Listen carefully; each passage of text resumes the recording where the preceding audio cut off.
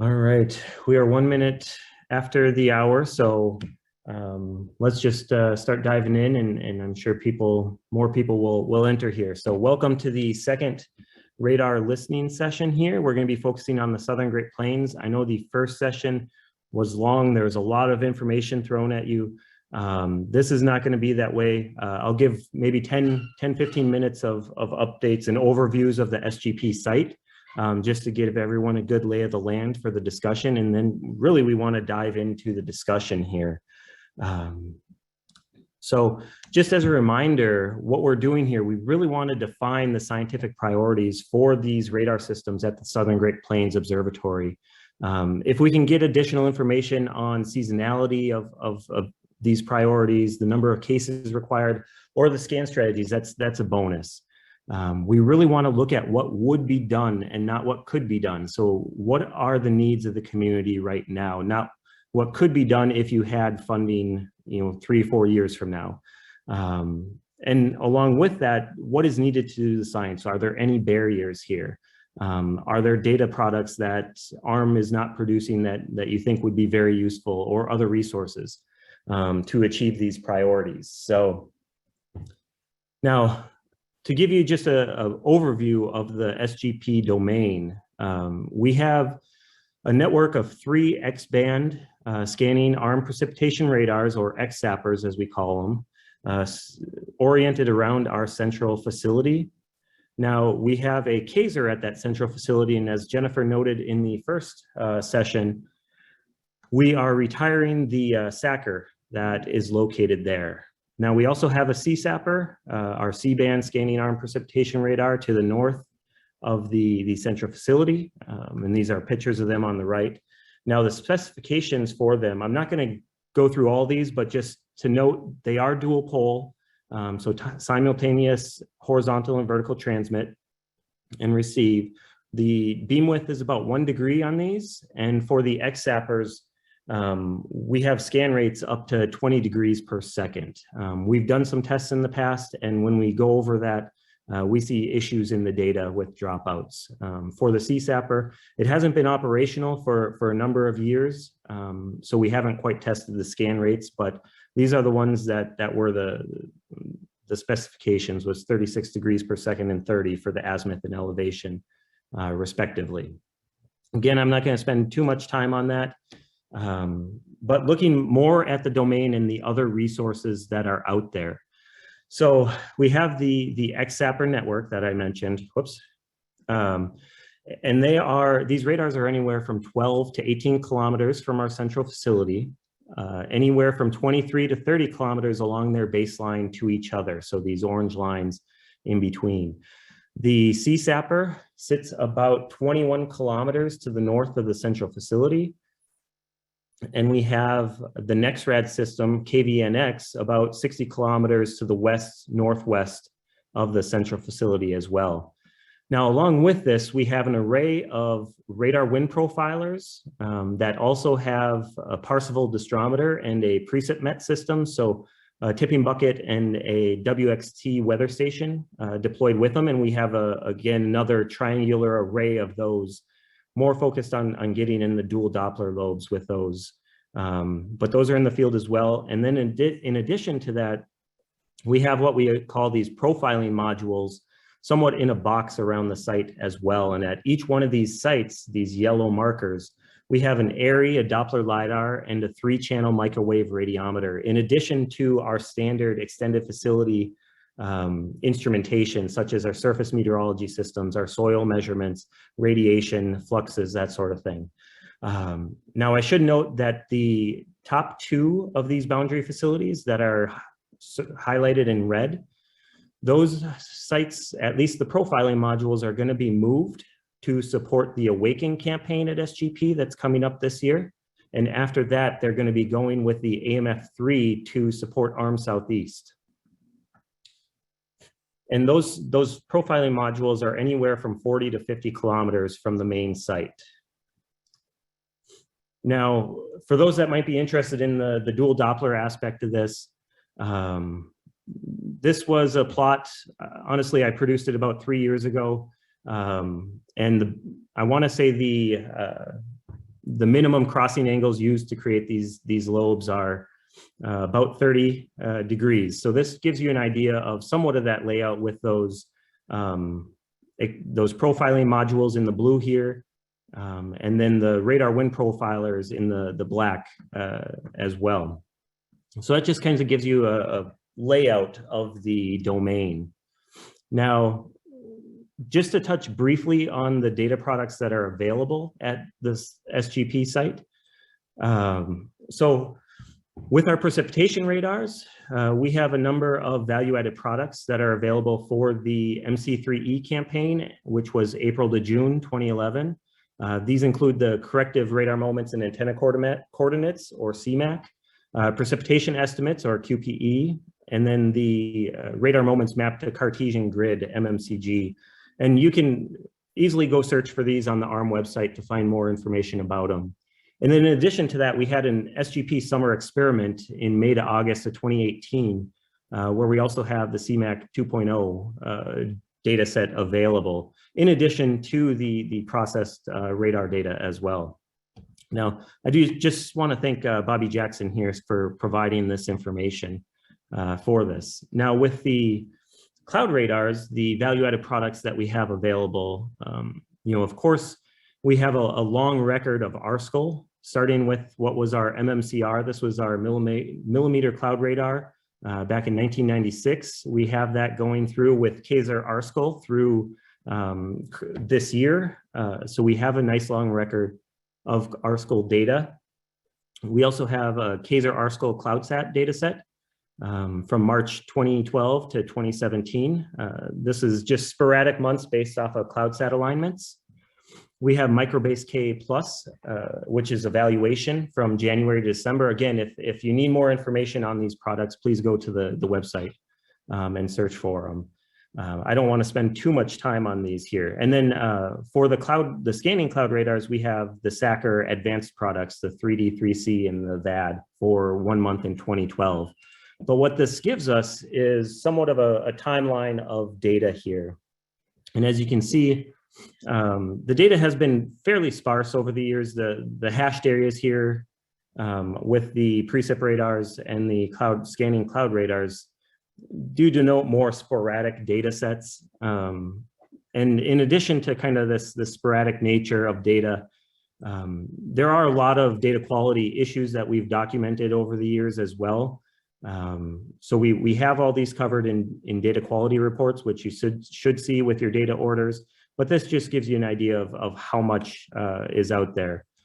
So the XZappers, at least over the years, they have had some issues. We have been able to get them operational at times and working pretty well. Our Kaiser, of course, has somewhat been our workhorse here for the ARM program, and our SACR and the KA and W, as you heard from Jennifer's presentation the other week, this system is going to be retired now. But really, we haven't seen that much data outside the KA SACR this past year since 2014. So now I'll just hold there. If there's any questions on the layout of SGP, of the radar domain, please let me know. And it looks like there is a question: are these radar data at SGP available real time for operational use? So for operational use, we have provided data in the past upon request. If you have requests for it, I would say submit an AFC, a field campaign request to ARM through the ARM website. At the moment, as far as the status of these systems, the XZappers and the CZapper, they're all operating in a maintenance mode. So they're slowly turning, they're not transmitting. We haven't actually ran the CZapper in a number of years. And then the XZappers, I think 2021, we had some data for them, but we eventually turned them off because we had to replace the magnetrons. And we haven't turned them on since, essentially. So we're still waiting to do some of the magnetron replacements, which I think the SGP site and the engineering mentors have been talking about and working on. So that is in progress here.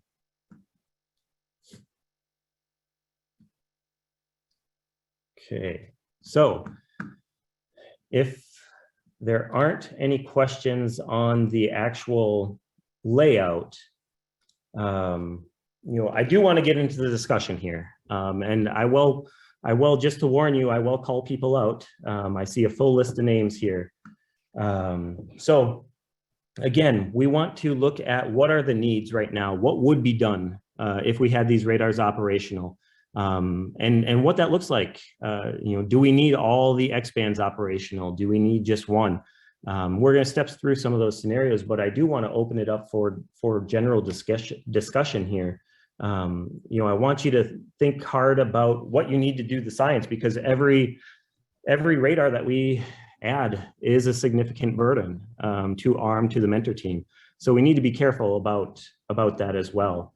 And I should note before we begin the discussion too, that ARM has been engaging actively with a group at NASA to look at uses and of these radars as well, and how they could leverage them for their scientific interests. And that's really why we're here. We want to find out from this community how you can utilize these radars for your scientific interests.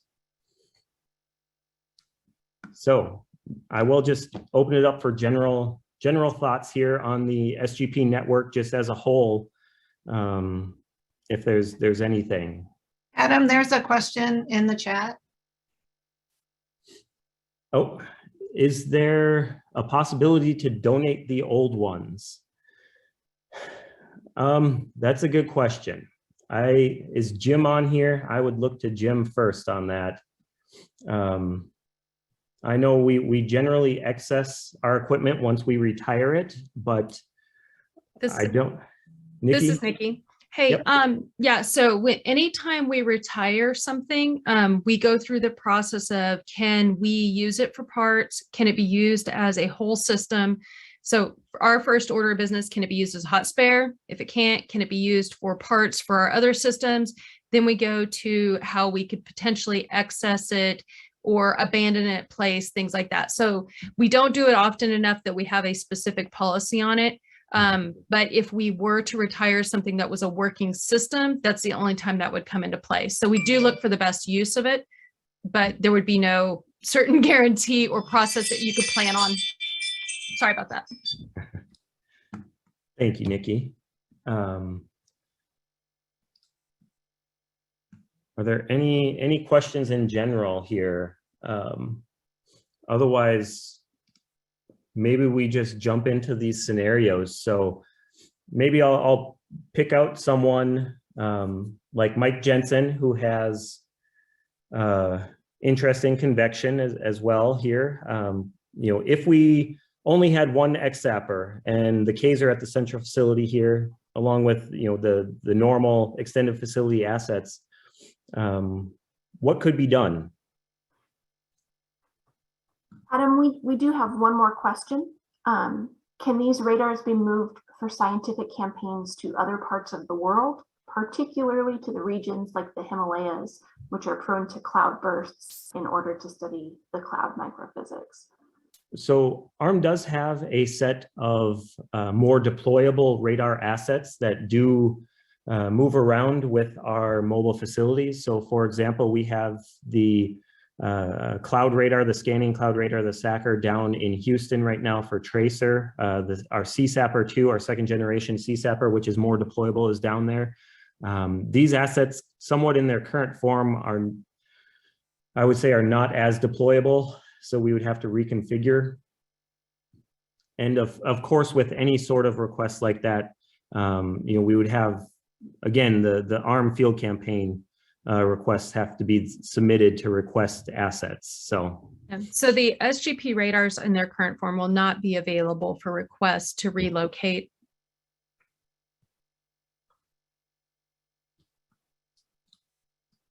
So, Mike, I see you up on the screen here, and really for anyone else that has used these systems, that's interested in the data from these systems, if we just had one X-Zapper, could we do something to support the science?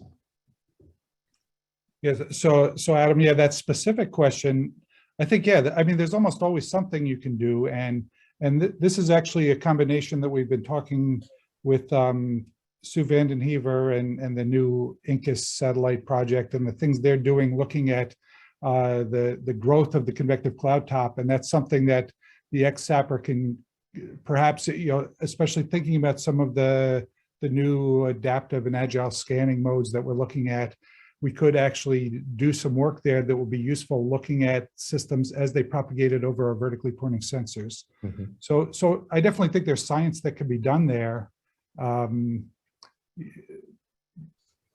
Yeah, maybe I'll leave it at that. Okay. I think that would be, there would still be use for that. Okay. Anyone else have opinions? Brenda, I see you're on. You've worked with the SGP summer data in the past, right?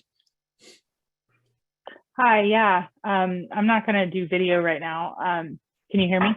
Yes, we can. Yeah, I mean, I think I agree with Mike that there's opportunities if you just have, those two instruments. But I was going to say, you really missed the opportunity to do the multiple radar look, not only for dual Doppler, which obviously I feel strongly is an asset in a configuration like this, but it also allows you to do microphysics and, three-dimensional wind analysis if you have at least a second XSAPR there. And, even also for attenuation, if you have just one XSAPR and you're looking at deep convection, that could be attenuated. And if you had a second look, that would give you, another aspect of that storm. So those are kind of my initial thoughts there. Okay. So I guess on that front, would it change things if this XSAPR was, if there were no XSAPRs and we just had the CSAPR, would that change what you're looking at? I know as far as the attenuation goes, it would open the door to more data, but. Personally, I'd love to see one XSAPR and one CSAPR. Okay. You could do dual Doppler with those, but then you have sort of the dual wavelength for kind of looking at it at different wavelengths and microphysics. Okay. Scott, I see your hand up. Thanks. And I'm going to pile on with what Brenda said. And I want to advertise something you've already pointed out. The data from the SGP summer scanning experiment, we're literally dotting the I's and crossing the T's to get the corrected moments out. I think they'll be out within a week or so. I really encourage people to please go and have a look at that. They were running two modes. One was in a mode conducive to multiple Doppler retrievals, like what Brenda was discussing. Another mode they'll run with very quick temporal updates. And I like both the modes, but the high temporal update mode really helped me realize what we weren't seeing in the slow modes before, because you're able to track individual convective elements there. So in addition to that, I also want folks to think about the role of the local WSR-88D nearby. There is actually a nice radar that sits very close by, which kind of gives us the climatology viewpoint we need. It gives us a lot of the QP data we need, admittedly not at the finest of resolving scales of what we know are the true scales of precipitation. But, to both Mike and Brenda's point there, I want folks to really think about the scales at which the processes they wish to do science on are operating, because we can tailor the radar operations to those scales as well without losing the climatological surveillance, because we have that from the advanced radar. Okay, that's very good input here. I guess a question I have for everyone here, and maybe if you are interested, you can put up an emoji or whatever you can on this. I can't seem to find it on mine right now, but is the main focus of these then, and I pretty much know the answer, but I want to hear if there's any other opinions. Is the main focus convection essentially with this radar system? Is there any interest in say the winter season icing events that we get or anything like that? So convection is the main target with these convection then. I mean, Adam, I would add, and I don't see Pavlos here, but one thing they've been looking at with the expand systems is the insect returns and looking at convergence zones using that. So I don't think convection is the only thing, but it's definitely the most important thing, I would say. I completely agree. I remember when we first turned these things on, Mike, during MC3E, those patterns were just fascinating. And you could actually see those convergent zones in regions where we didn't even have clouds. So we had no instruments that could see those kind of patterns.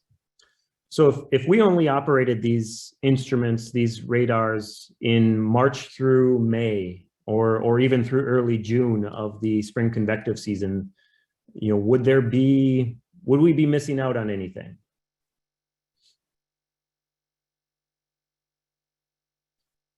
Brenda. I was just going to say, I think, I don't know if it's really the objectives of this network, but you could do a lot of things looking at phase transitions and, this type of freezing rain and sleet and stuff that is really affects places like Oklahoma, but is really not well captured by S-band or our algorithms. So I do think, having some data from December, January, February, when you get those types of storms would be beneficial at these shorter wavelengths. Okay. I know we've kind of gone into some generalities here, so just I guess to keep this moving forward, with the scenario at hand, do we get anything? And here I'll see if I can. If it's 2x sappers or 1x sapper and a C sapper, I know Brenda, you said you'd love to see that for dual Doppler and dual wavelength. If it's just 2x sappers, we get the dual Doppler. Is there anything else that we could do that could benefit your science? And I will look if there's any modelers on the call as well. I would love to hear your interest and your feedback from what you could use the radar data for. So, okay, I'm seeing in the chat x plus c is greater than 2x.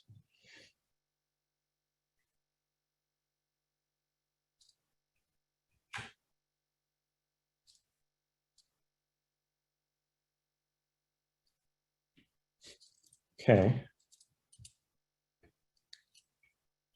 So do we have any modelers on the call? Or those that are interested in incorporating radar data or radar output into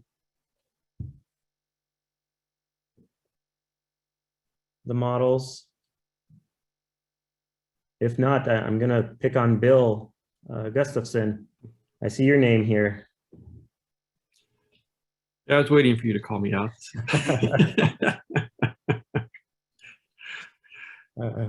Yeah, to be honest, to date, I have not used the SGP radar data, but it's always been something in the back of my mind.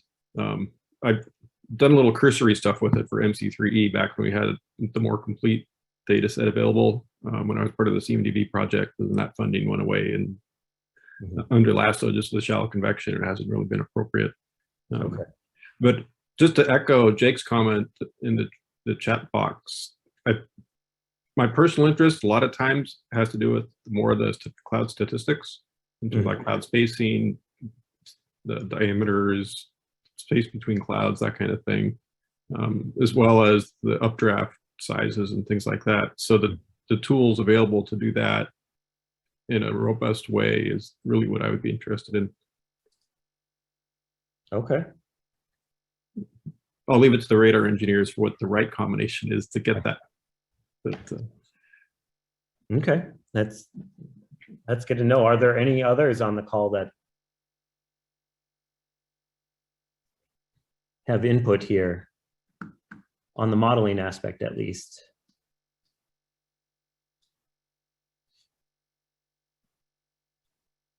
I guess one other thing I could add, well, somebody else is waiting to talk, is understanding the ice microphysics is still kind of like the key parameterization issue in a lot of the models. So the tools to solve those kinds of parameterization issues would also be important. Okay. All right.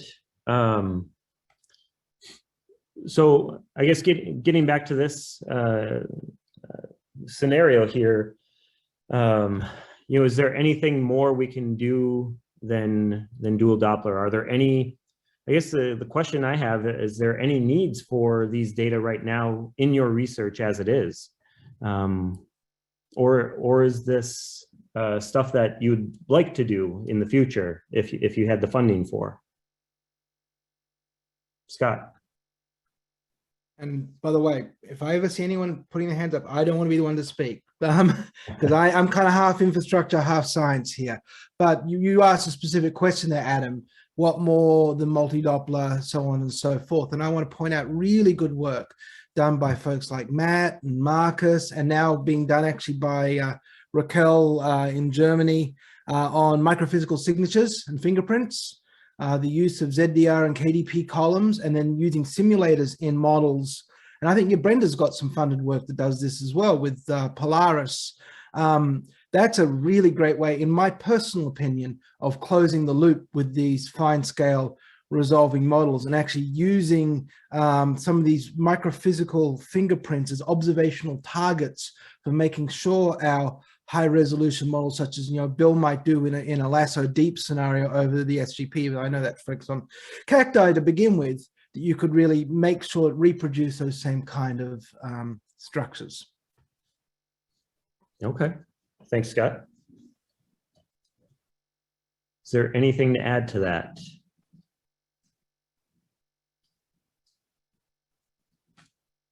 From this group? Okay. You should call on Jake, why aren't you speaking up? You're really active in the chat. Do you want to expand upon what you're talking about with your group's research work? Yeah, sorry, can you hear me? Yes. Okay, yeah. So like my group is really interested in how the environmental changes in vertical wind shear or CAPE influence updraft width and entrainment. So we've been running a lot of large eddy simulations that show these relationships, but don't really have the observational data set to sort of show this from real life data. So it would be nice to sort of get estimates of updraft width from radars and then compare it with environmental variables to see if we see these relationships actually happening in real life and not just modeling and theory. Okay. So then a question, I guess, for you and the broader community here then is, can we do that with two XAPR systems or an X in the C-band, just two systems in general, or do we, do we need a broader network to really get at what you need with these three X bands?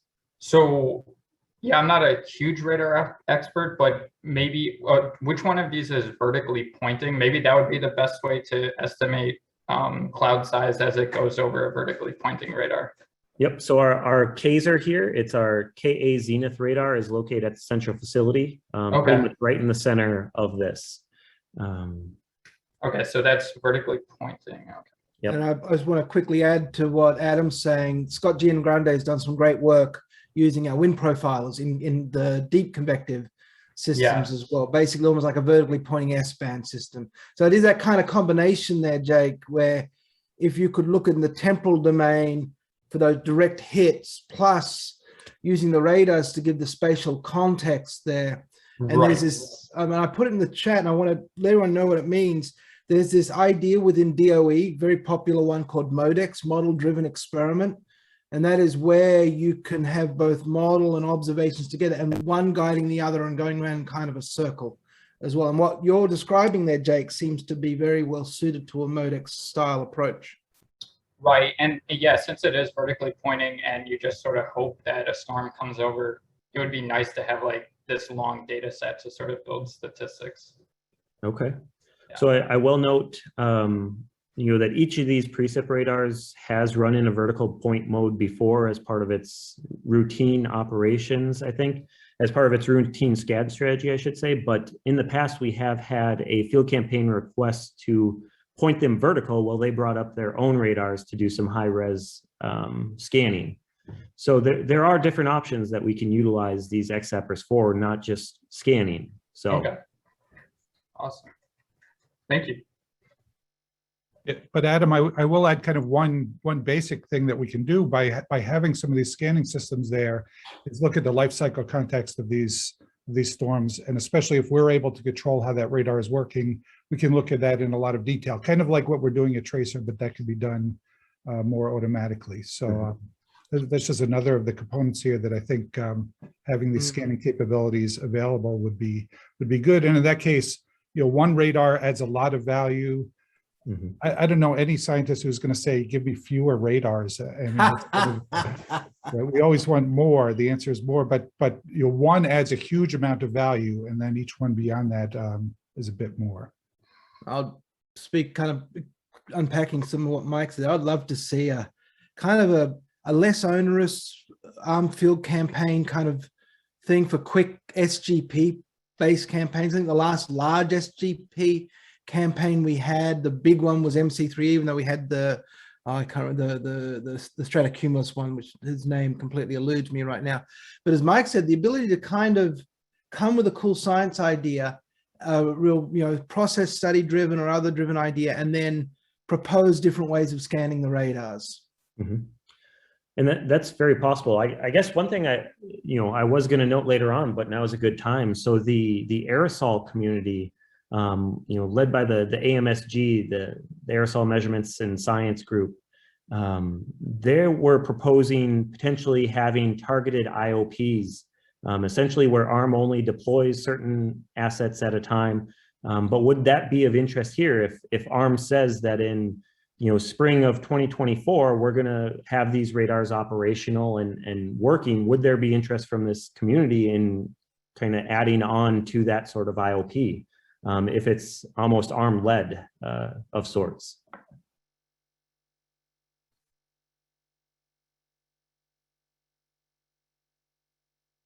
Silence, there's got to be someone.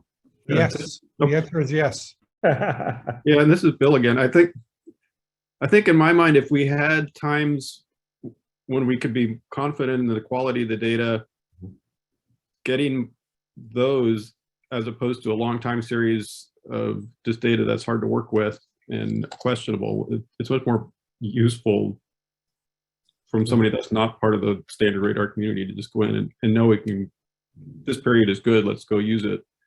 That simplifies it a lot for us. Okay.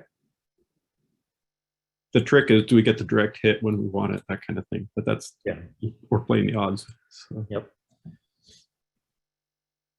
So in that case, I guess, Mike, you said, the more radars, the better. What does the third XZapper system here give you that you can't get with the two XZappers and the Kaiser and the RWP network that we have? Is it just more coverage, or? I mean, yeah, sure, more coverage. This attenuation issue that Brenda mentioned is a big one, right? By having these different viewpoints here, you can mitigate a lot of that. And then the additional Doppler lobes is the other thing. So all of those contribute, and it's a matter of how much added value is each one of those additional radars. Mm-hmm. Plus, as Brenda kind of said in there as well, and we did this in Brenda's version of the scanning experiment. You can look at different, because radars are a space-time multiplexer, right? That's what they are. You get more detail, more coverage, or more temporal updates. So if you have three, you can kind of start to cover multiple scales at the same time as well, like what Brenda did with two sectors and an RHI. So you get the great XY detail, and then you get great, RZ, range height detail as well. So it what it does, you know, it's kind of funny doing a value proposition analysis with this, because sometimes when you have three, you have so many more degrees of freedom, so much more opportunities. Plus, I'll also add, and I know I'm actually proving Mike's point here. Of course, we're going to have more. Having 2 radars doesn't really put us in rarefied air. Having 3 radars puts us in much more rarefied air in terms of capabilities, especially if they're the same system. And I imagine being the same system, they should be easier to keep up and running. But now I'm really starting to pedal my own way, so I'm going to be quiet for a while. Jake, I see your hand up. Yeah, quick question that came to mind is, do any of these scanning strategies, or even just radars in general, have the ability to detect thermals within convection, especially like cumulus congestus or growing cumulonimbus clouds? That's a good question. So for those that have worked with the data, I would look to you. I don't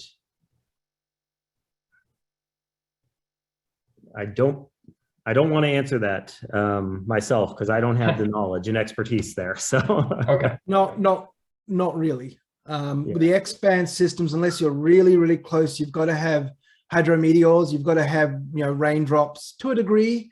Right. When you get really close, we kind of get down around that -15, -20 dBz. And when we put it this way, we can see so much more structure at X than we can see at C that can we see at S. So first time I saw some of the data from these X-band radar data, having worked so much at S-band for a while, there was some really interesting things I found very difficult to describe. Right. But Jake, I do think that brings up a good point, because one thing I didn't actually mention or cover on here is that we do have an array of stereo cameras around the central facility. Granted, it's a lot smaller area, but that does get nice reconstructions of the clouds where our radars can't. Yeah, I know David Romps just published a paper looking at stereo cameras with cumulus and thermals. So yeah, that's a good point. Yep.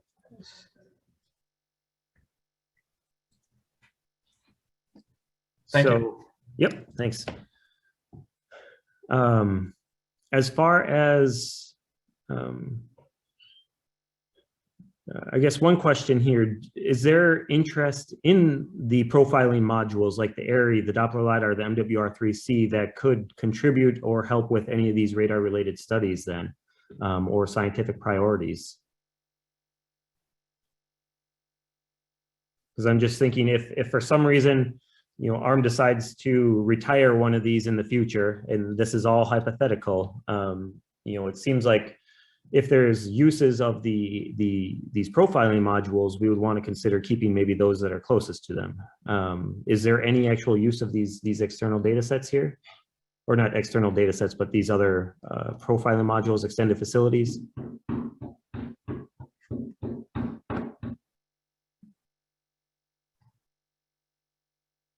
Scott, you know, Doppler LiDARs to look at inflows, so.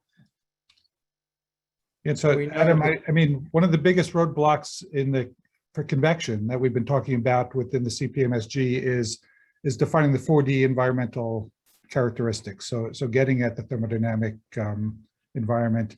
And I know that's what these profiling sites are designed to do. Mm-hmm. And although they don't get us all the way there, they are providing some constraints. I'm just not sure we've really been able to use it to that level yet. Yep. I just want to add one thing about radars is you can only see stuff where there's scatterers. It needs to scatter off something. Ditto with LiDARs, but your scatterers can be much smaller, like aerosols. So I don't even know if this is possible. We did put together a proposal many years ago to NSF of all people, to kind of coordinate radar plus scanning Doppler LiDAR, because when you do multi-Doppler winds, say on a storm that might have a weak echo region, you're missing a lot of the dynamics that needs to go into that retrieval, because some of those inflows might be rain-free, for instance. So, but as Mike noted before, Adam, of course we're going to say yes. Yeah. Okay.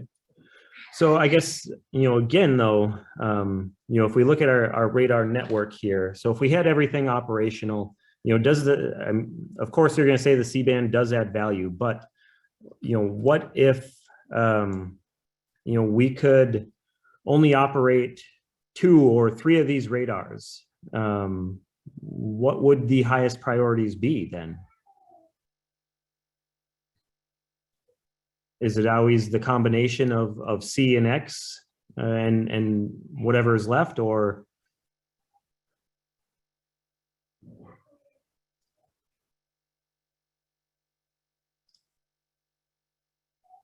Or I guess are those 3 enough? Do we need the CSAPR there with the NexRad coverage?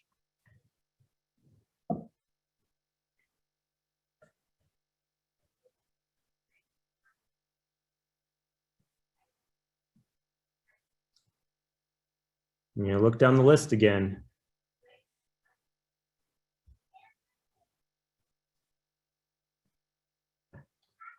Is there any interest in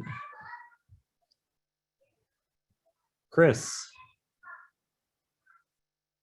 Let's see if I can get this going here. Yeah, so in my mind, I'm seeing 3 different types of regimes. There's outside of precipitation or clouds.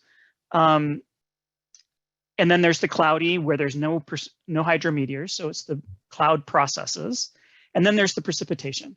So the X band and C band are going to be used for precipitation studies. So whenever there are hydrometeors that are in the volume, and these hydrometeors are large enough that they actually are falling out of the sky, they're precipitating out of the atmosphere.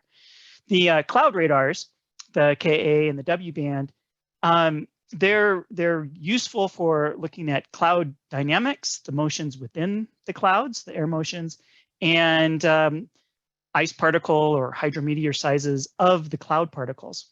The X band and the C band are not going to see those cloud processes. So they're going to be looking at the precipitation. So having these assets are focusing us towards the precipitation studies. And the area systems and the surface winds are good for the dynamics of inflows for those precipitating systems.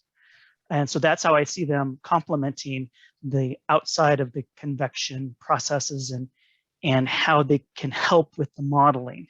And a different topic is I really think that the model questions drive how the radars are operated.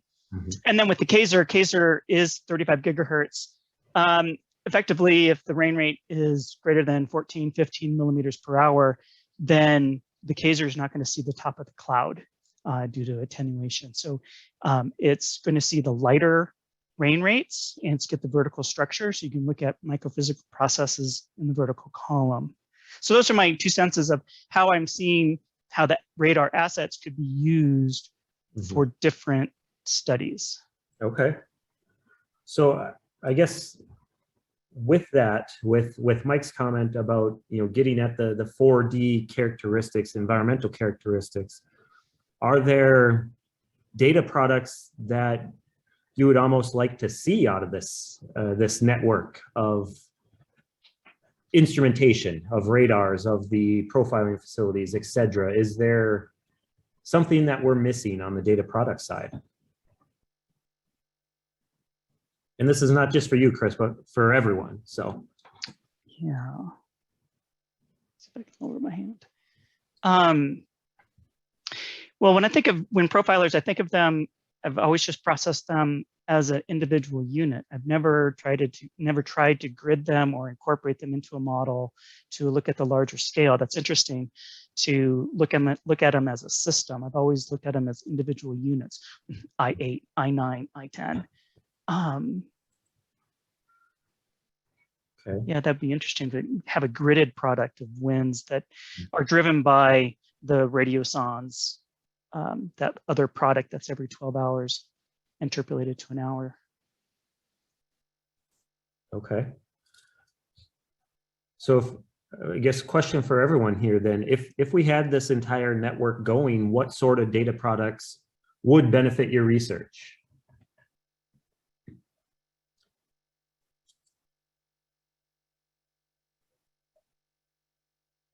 And Scott, you can correct me here, but I don't believe we have a multi-Doppler retrieval VAP, right? We did some work on one for MC3E. We had some issues with some software there. Since that happened as part of the aforementioned CMDV project, long live CMDV, we actually have new software now for performing these analyses. So it is something that we may be able to do, but we do not have any value-added products at the moment that will give you multi-Doppler winds. Okay. So for the scientists in the call here, what would you need to benefit your research? Do you just need the corrected and calibrated radar moments, or is there something else that would be beneficial?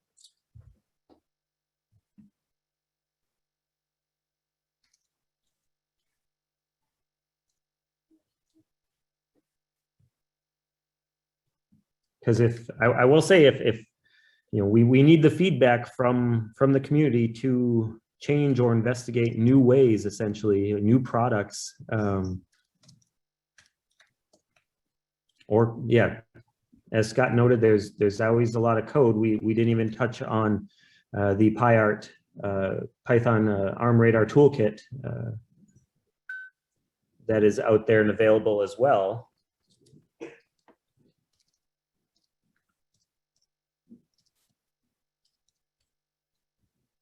Adam, I think the product you just mentioned, having your calibrated, corrected moments, kind of everything else feeds off of that, right? And we probably don't have the right audience here for the next level products, which is right. Our radar scientists are going to, they're going to work just fine with that data, and that's what they want. It's modelers and downstream people doing large scale modeling who will want different statistics or simplified data sets from that. I think we need to get some input from those folks. Okay. Yeah, ideally, in my mind, if I had 4D data series of cloud masks on a reasonably high resolution grid and winds and all components and that kind of thing, that'd be ideal, along with phase, the microphysics and all that. But I know that's asking more than we can often produce. That'd be the ideal world scenario. Okay.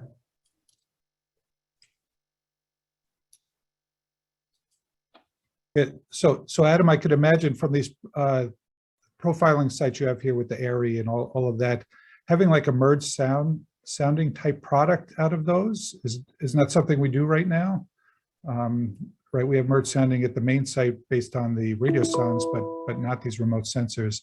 And then downstream from that, we want a 4D representation of those thermodynamics. I don't think scientifically we know how to do that yet, but if we're thinking far ahead, that's the type of thing we eventually need to really get at some of these process studies. Okay.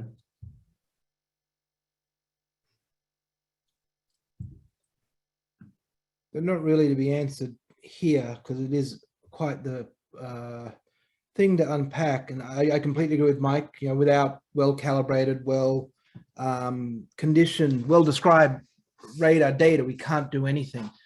Talking about 4D products, one of the real motivating factors behind the Python ARM radar toolkit was that there are many different grid specs. And so we kept picking different, grid, specifications for like the SGP site. And once you've gridded data, it's not, you've lost a lot of detail. So we thought, well, why not publish the code that does the gridding, and then folks can work from there. So over time, I am really interested to hear, in a resource constrained world, what folks' preference, at what point their preference is between, do you want the code that can do this and then do the calculations yourself, or do you want the netcdf file that is produced from that code? I guess that's a good question we can put out to the community here. If you want to give a thumbs up for the code over the data, Or do you all prefer so we got one thumbs up. Do you prefer the data over the code?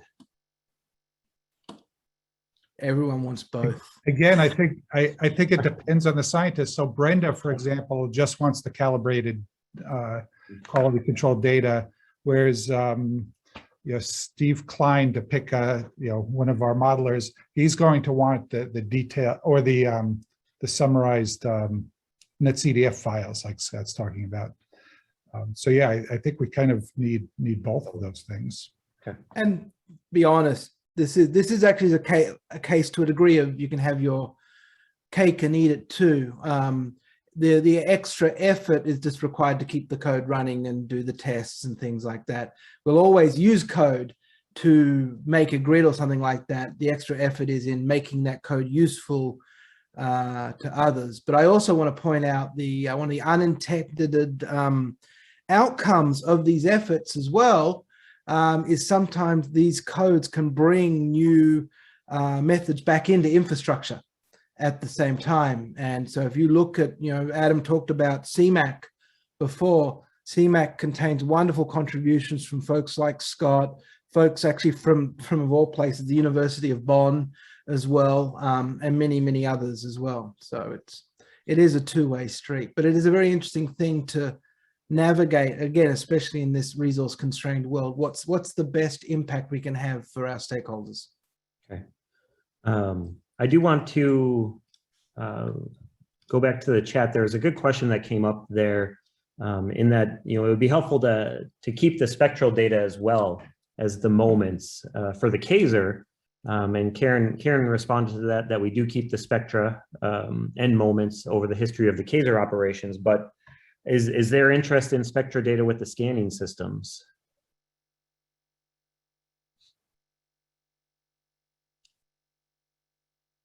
And maybe that's a question you just ponder. It does sound from our discussion here that, a combination of C-band and X-band is definitely beneficial, even if that's all it was 1C, 1X. Of course, everyone would like everything operational. But I guess as far as, what could impact you now? If we got one radar up and working, I think, as we see, everything you could start doing something. Are there other potential paradigms that I'm missing here? I've tried to go through the operations from limited to more. In the end, if we can only operate in the IOP, it sounds like maybe that will still be, or during not the IOP, the March or the convective season in the spring, that would be beneficial. There is potentially interest in that somewhat more of the winter season, looking at the transitions in microphysics. Are there other targets? I guess there was the using the X-band to look at the scatterers, to look at convergence, I believe it was. So are there other uses of these systems that we aren't capturing? I will add just one more very briefly, and Mike alluded to this, where our group is really interested in AI, surprise, surprise, and edge computing. And we would love for there to be a method for us to be able to have an API to the radars, such that we're actually able to program the radars with our own code. And of course, this could be scaffolded and designed in a way with fail-safe so we didn't damage the radars. And that's a very visionary long-term thing. But and these XSappers, at least, they do run Iris software, which I believe has an API on it. But that would be something to talk with Andre more about. So I know we're coming to the top of the hour. This is scheduled for an hour and a half, but we don't necessarily have to take that long. A couple questions that I will just throw out there at the end here. If the radars were functional, if everything was fully functional, what other roadblocks are there that you see to using the data? Besides Scott wanting to go biking. Christopher. what's the wind turbine situation out there? And if we're going to be focusing over the network, are there preferred X-band radars that would avoid the turbines? That's a good question. It looks like Chris Martin's on. I know the turbine fields keep expanding. I do have a map, I believe, that I can pull up in Google Earth, but if Chris or John or someone from the site wants to fill us in. I'm sorry, I didn't quite get the question on that one. So my concern is the clutter folding into the observations, Nyquist folding into our network. So at I-5, if it doesn't see wind turbines folding into the data, that would be a preferred site versus a radar that the clutter is folding into our observation field of view. Right. So, I mean, they are where they are. Are you thinking we could utilize masks and identify that and basically filter that out? Or do you think, because I mean, we know where they are. We don't know, we have seen maps of what's maybe coming and that sort of thing. And so they don't move fast enough that I would say you could look at something. I mean, we have even more precise than what's on your screen right here. Mm-hmm. But what would be useful to the users in that way, considering, is it just knowing where they are, or should we try to develop a product in that essence to make sure that you don't need to know where they are? Well, if there are 3 radars and one has a lot of clutter, that should not be our highest priority radar to get up and running. If we could only put assets into one that has the least amount of clutter for the data. That's my, yeah. I would completely agree with that. Yeah, that makes sense. Yep. So yeah, the screen I'm sharing here, that all these little circles are turbines from the latest data I had pulled, which was, I want to say 2018 timeframe. So this is definitely, I'm sure, expanded a lot more. But this is generally what it was at. We do have, and we can go back and look at some of the older data as well, and this was clear on there. I know this has been a problem that previous radar mentor teams have wanted to look at as well, and you know, that is a good point that we should look at that with respect to which ones we focus effort on. So I'm shocked. I'm surprised.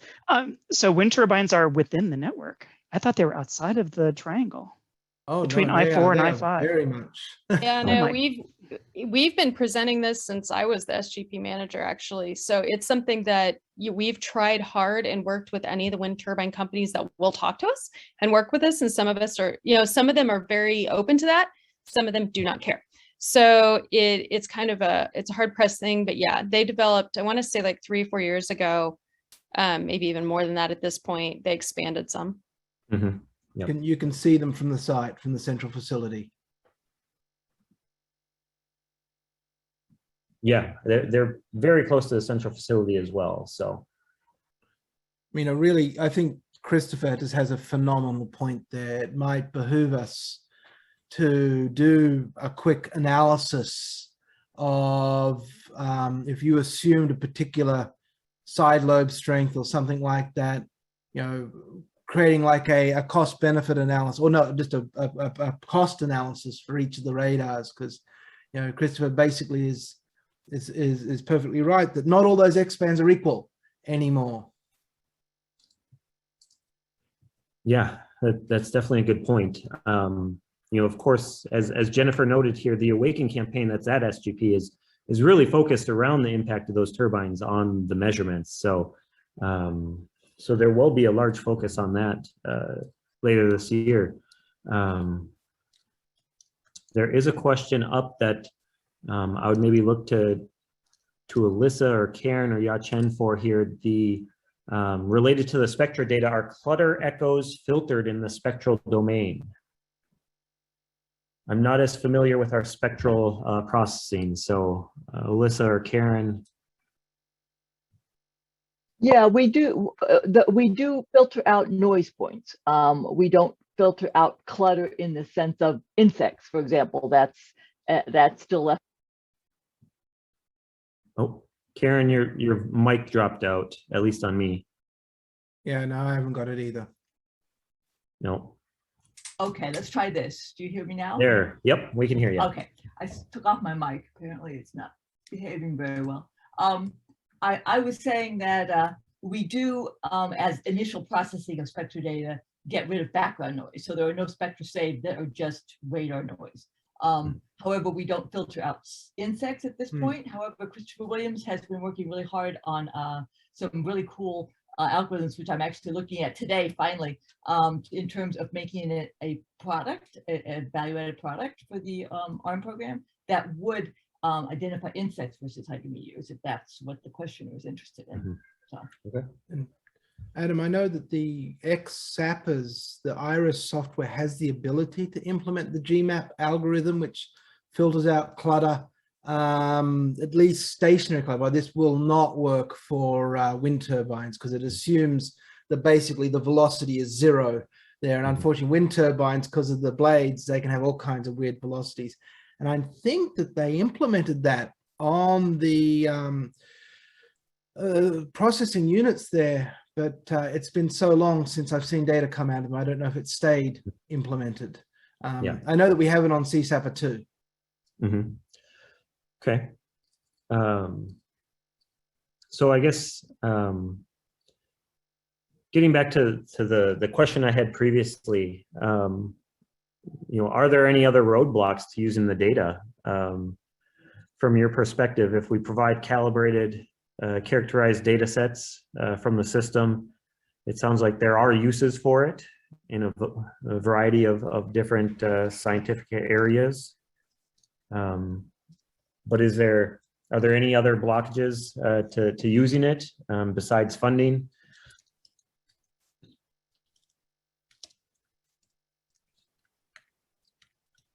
And if there's nothing there, maybe are there any synergies with ARM Southeast, with the AMF3 going to Northern Alabama? Are there any sort of studies that we could maybe couple between the two sites?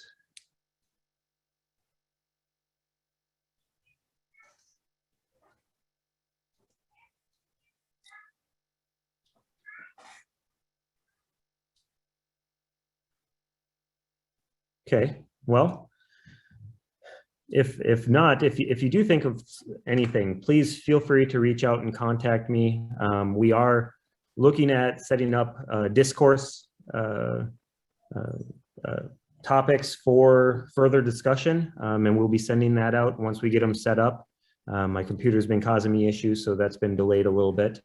But I guess I'll look at if there's any further thoughts on the discussion here today on these radar systems, what's beneficial, what's not, or is everyone hitting a wall? I know we're 4 minutes over the hour, so I want to cut this short if we can. So Adam, it's Jake again. If we did want to use the data or had questions, are you the best person to contact about that? So we do have contacts on the ARM web pages. So if you go into an instrument page, you can scroll down to the bottom and there will be a tab to go to the instrument mentors. Or as Nikki noted in the chat, the Ask Us button. But essentially our instrument mentors, which we do have on the call here today, Ya-Chen and Alyssa and Karen, Andre and the engineering side, I think, are out in the field. But those would be the best ones to contact. And again, it's on the web page, on the arm.gov web page that you can find it. So. Okay, great. Yeah, and I saw someone shared last meeting, which I unfortunately missed. I'll check that out too. Okay. Yeah, thanks again. Great. All right. Any other thoughts or comments? If not, I think we're going to have a survey posted in the chat here just on this webinar. So please give your feedback. We have our next radar session coming up focused on NSA in 2 weeks. I believe it's 3 to 4:30 p.m. Eastern on March 30th here, that it looks like Rolanda put in the chat. So again, thank you everyone for the discussion. Much appreciated. If anything else comes to your mind, please feel free to reach out. Thank you, Adam, and thanks for answering all the questions. Okay, thanks everyone.